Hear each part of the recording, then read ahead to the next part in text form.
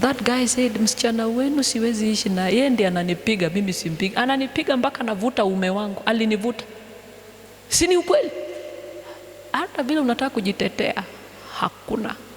Mama yake akamuuliza mtoto yangu, unavutaje ume wa mume wako? Aki mama anadanganya. Hizo ndio aibu za mikutano ya jamii, sijui jamaa ama jamii.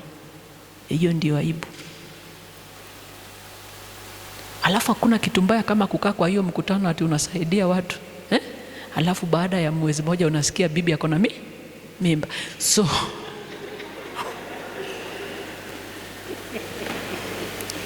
wanalala huko, alafu sisi ndio tunakuja kuwekwa kwa mkutano. Wanaendelea kuzaa, sisi ndio tunawekwa. Alafu utasikia wanashikana mkono wakitembea, wanasema ule Pastor Mokoro ndiye alikuwa anatu mislead. Don't be in a hurry to get into family meetings. They can embarrass you. Don't. I've said that things only fasting can solve, because it involves, like we said yesterday, relocating into the realm where things are cooked and completed before they manifest in the physical realm. That is what fasting does. So fasting is the willful abstaining from natural pleasure for spiritual purpose. You're not forced. You willfully abstain from natural pleasure for spiritual purpose. We don't just abstain from food. We abstain from TV. We abstain from social meetings and social events. We even abstain from sex if you're married when you're fasting. Sasa unanikodolea macho kwa nini? And all manner of distraction. This is tricky for those who are married, because you have to abstain from sex if you want to get into a proper fast. 1 Corinthians chapter 7.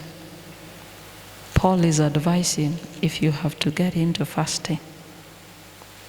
He says this from verse 5. Do not deprive one another except with consent for a time.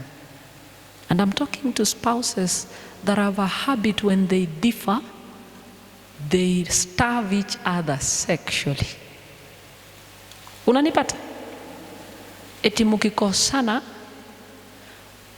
watu walikosana ni hawa, sio hawa.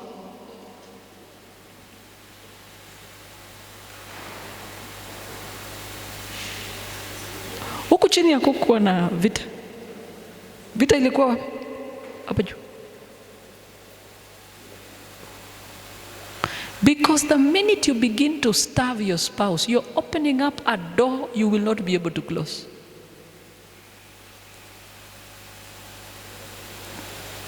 Do not deprive one another except with consent for a time, that you may give yourselves to fasting and prayer, and come together again, so that Satan does not tempt you because of your lack of self-control.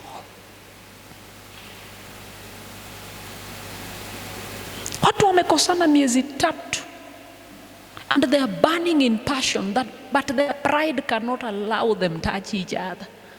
But they want you to solve it, and they will come and tell you, tulikosana, tujaongea miezi 6, hata hajawahi nigusa. Wewe umemgusa akakataa.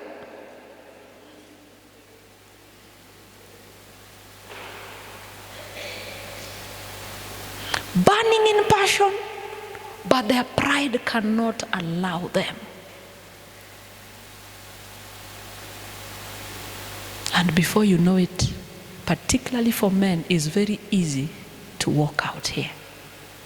Women, we can do without sex for many years. Many years. Men, I don't know why God created us like that, don't ask me. But we can do without it for many what?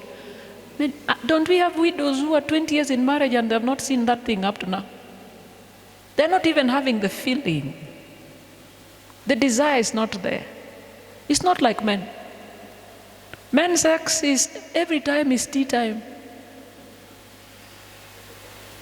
Why God also made them like that, I don't know. I have no idea. So when you want to solve your problems through sex, alikataa kunipea pesa ya saloon, leo sitampea. Nilimwomba pesa ya chama akaninyima, leo sitampea. Atapata mahali anapewa bila kuulizwa pesa ya chama.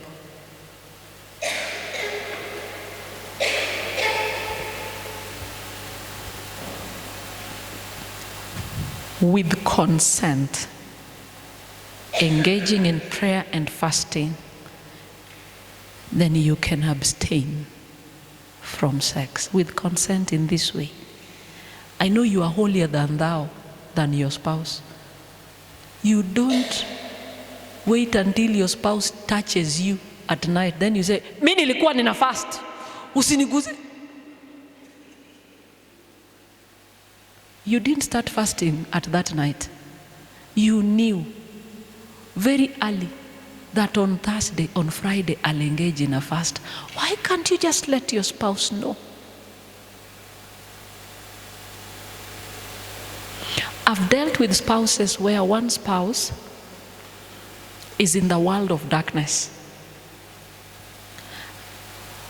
And anytime the woman wanted to fast, the husband would force her to have sex because he knew that was the only way to cancel that fast. Because when she fasts, she gains the power that overpowers him. The man was in the world of darkness. It's a man who turned into a cheat. That was the most terrifying case we have handled. Bwana yako ana turn into a cheater. Goes outside, wamefuga kuku, anakula, anarudi, mejaa damu, turns into a human being. And then ask, why is your mouth red? Ati nilikuwa nakula nyanya. So one time she calls me and tells me, Pastor, mimi nalala, nimeamuka nimepata mtu ananiangalia kwa darkness, macho kubwa. So nikiwasha taa napata ni bwana amekaa anamwangalia tu hivi, but ukimuskuma hayuko. So it means they have astral projected, they are not there. So kamuuliza unafanya aje? Akaniambia nimezoea, akirudi nitaona mwili inafanya hivi. Iko wanawake wanakona shida serious, sio ya kutengeneza nywele na kupaka wako wanawake wako na shida serious, and every pregnancy must end up in a miscarriage because she is sacrificing to the altar of her husband, and the husband amemutoa kama kafara lakini ameshindwa. So they are threatening him. It is him to die if by this date she is not sacrificed. So anytime she is pregnant, akiota tu eti ana bleed, asubuhi lazima hiyo mimba itake.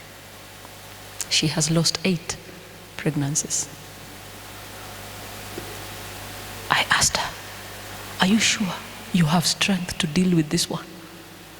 And she said, Pastor, this is my husband. I only need people who can help me. But anytime we are in a fast, that is when he wants sex. And when he sleeps with her, she'll come to you amegwarwa, close the cheetah. She has those marks on her breasts like you're sleeping with an animal.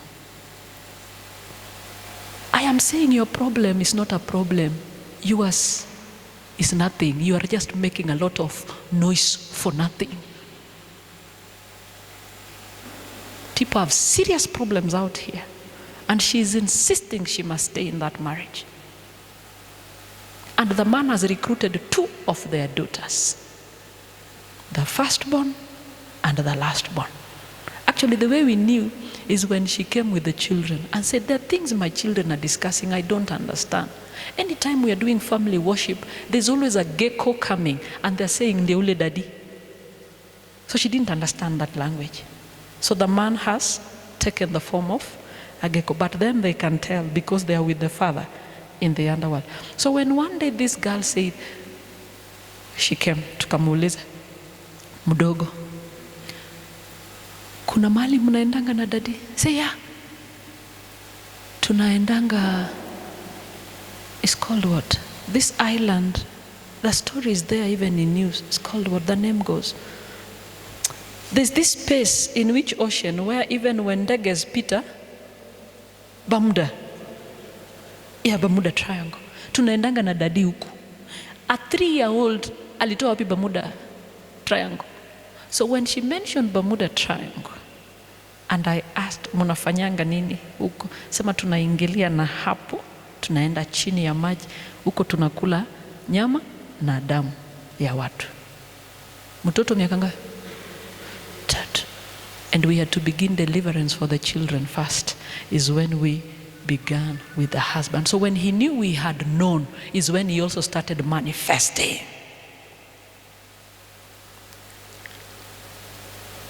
Musituitie shida ndogo ndogo za pesa. Kuna vitu zinatusumbua hapa nje kubwa kubwa. They look like stories to you until you meet them, and these are what our members are struggling with, and they cannot find what? Help. And they just don't know how to go about it. For me, that is a non-believer. And if you asked me about divorce, you are allowed with a non-believer. Paul says, if a non-believer is willing to stay with you, go ahead. But if he's not willing, you are allowed to do what? To part.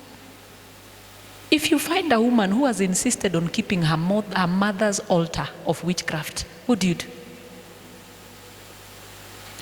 She would rather let the marriage go, but not leave the altar of witchcraft, because she's the one inheriting. And they thought they could get into marriage with you and convince you to join them, but you have refused. You're not joining.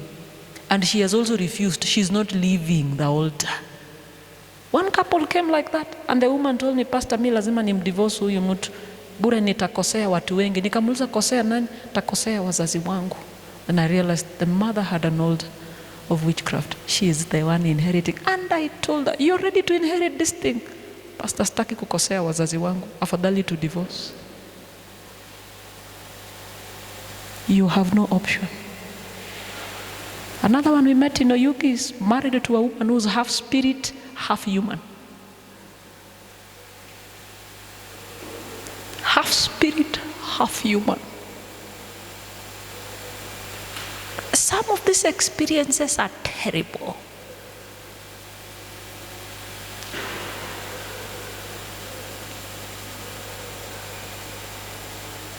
And she insisted, but if you have taken me through deliverance, you can also take her through deliverance. And I said, why are you insisting on living with another agent from the world of darkness? Why? Because you have a child together who's also half spirit, half human. Kama wewe ndio unateseka hivi ulali usiku yote, ni manyoka unaona. Anakaa wenda wazimu, tumekaa kwa nyumba yake hivi. Anasema, na anafanya hivi kwa kiti, tunamuuliza ni nini? Anasema, hapa penye nimekaa, nimekalia nyoka. Anaambia nyoka gani? Sisi hatuoni nyoka. Hata hapa kwa nyumba zimejaa. Me, I had pulled my seat on a wall. Ile wanaweka TV. Nikaegemea. Kaniambia hiyo wall hivi. Kuna nyoka moja naangalia hivi, mwingine anaangalia hivi. I just took the seat and came back on this side. When we began the prayers, it's not a phenomenon you would like to see with your eyes. You will not. You can't. You cannot like it. You cannot. And then after a month, he had relief, but called us again. Ati imerudi. So when we began praying again, then voices were saying, huyu anatusumbua sababu anaomba sana, lakini hatuwezi toka sababu kuna vitu zetu ziko kwa hii nyumba. Haya, basi nenda mchukue. Akaenda bedroom. Unajua sio yeye anatembea, ni pepo anatembea.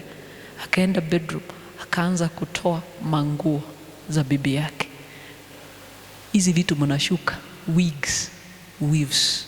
Hizi ni vitu zetu. Mwishowe alipoleta tukachoma, akaanza kusema, hiyo TV ni yangu, hiyo viti ni yangu.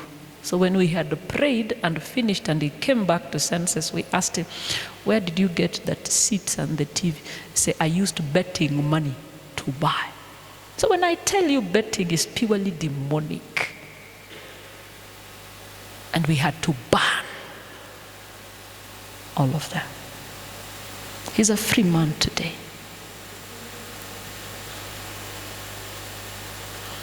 That is the angle things have taken.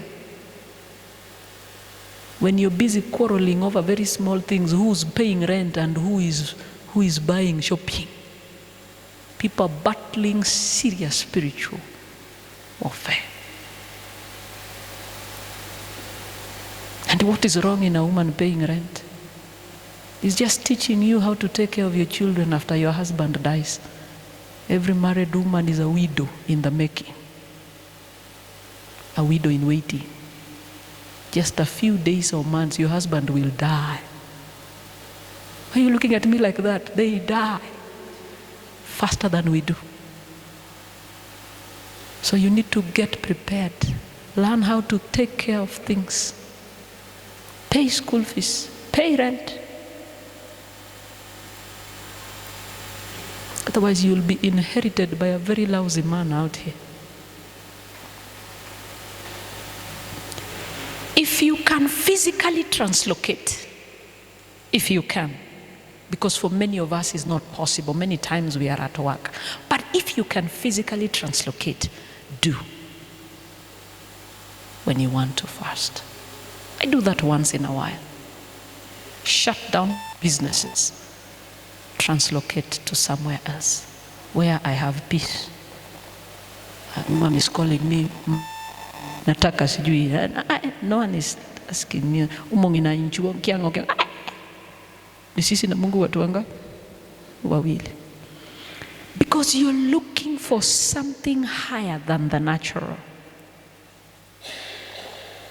You are badly in need of God that you deny earth to test what? Heaven. This fasting.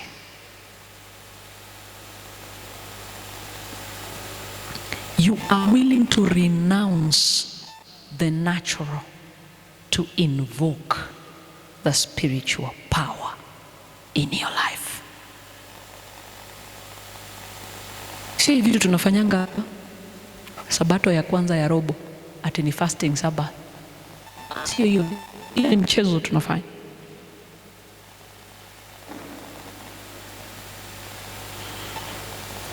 Many have taught that fasting is not recommended. My children have taught themselves fasting. They range between 21 and 4 years old. In between here I have a 14-year-old, 11-year-old, twins that are 9, and the last one is 4. So those are about 3 generations. I didn't force them. They got curious. What is this thing every Wednesday you don't eat? And I learned there is no age specific to teach children these things. Children are intelligent beings. So I explained myself. And they said, next week, can we try with you? And I said, no problem. But I allowed them to take water because it was their first time. And then I asked them, how is it? Sokoro told me, hey, nasikia njaa. I said, yeah, that is fasting. You have to handle your appetite. You must have power over your appetite. So I thought we had finished. Come next week, I realized there's no one cooking in the house. Mbona tuko fasting? This is now the 4th year. They never pass. So if this is their age at this point, so you can imagine when they started. And they're faithful. Whether I am around or not. Whether they are in school or not. So we got into trouble in school because they didn't understand why children are not eating and other children are eating. So teachers were saying, "Iyo fasting yenu mutafanyia nyumbani." And I told them, don't change your day of fasting because a teacher does not understand what you're doing.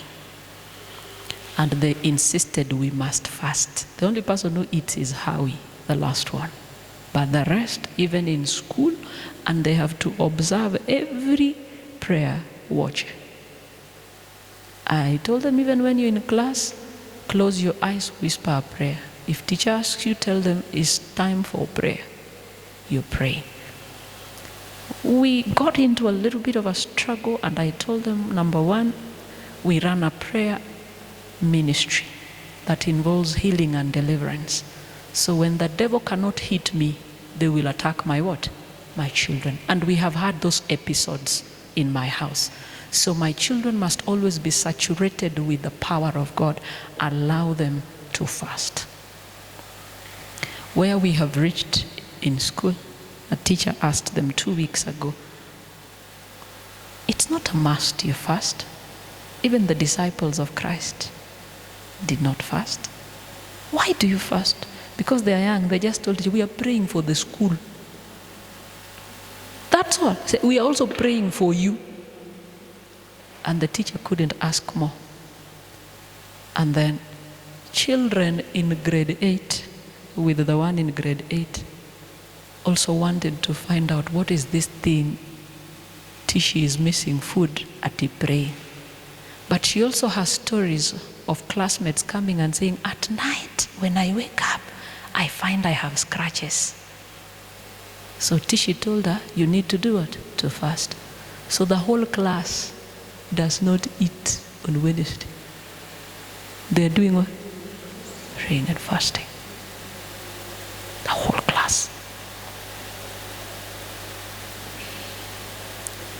Is it true that the disciples of Christ did not fast? Is it true Christians should not fast because the disciples of Christ did not fast? Let's look at Mark chapter 2, 18 to 20.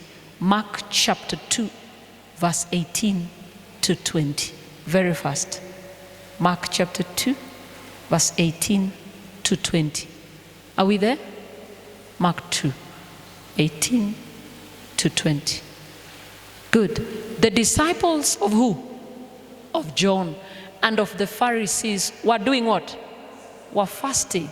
Then they came and said to him, that is Christ, why do the disciples of John and of the Pharisees fast, but your disciples do not fast? We always leave it there because we cannot interpret the subsequent verses after that. People leave it there and conclude the disciples of Christ did not do what? Did not fast. But look at the next verse. What does it say? And Jesus said to them, can the friends of the bridegroom fast while the bridegroom is with them? Who's the bridegroom? Christ. And he's asking, can his friends fast if he is with them? As long as they have the bridegroom with them, they cannot do what? Fast. What is 20 saying? But the days will come when the bridegroom will be done what? Taken away from them. And then they will fast in those what? Those days. When we are fasting, we are consecrating ourselves to God. We are seeking his face. So they don't need to fast because he whom they seek is with what? With them. They sleep with them. He sleeps with them. They walk with them. So there's no need for them to fast. The power they seek is with them. But a day will be done what? Will come when he will be taken away. And for sure, when Christ was taken away from them, the apostolic church was not just a praying church, but a fasting what? Fasting church, because the bridegroom had been taken away from them. Now you understand our reading yesterday where I asked you to place your finger. They were unable to cast out the demon because the power that cast out demon was not with what? Was not with them. And Christ is saying, this one you should have fasted so that you can gain the power, because he was not with them.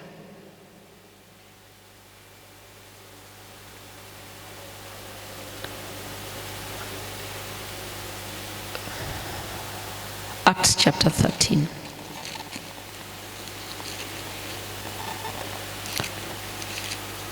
Verse 1 to 3.